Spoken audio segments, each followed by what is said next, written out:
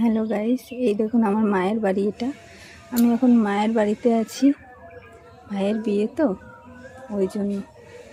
কাল খুব বৃষ্টি হয়েছে, ঝড় হয়েছে, আর আজকে এই রোদটা উঠলো। এই যে আমার মায়ের বাড়ি, এই যে জায়গা।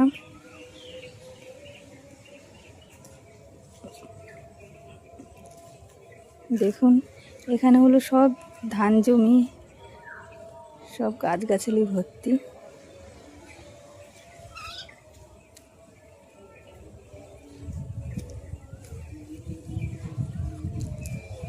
আর এটা হলো আমার মায়ের বাড়ি।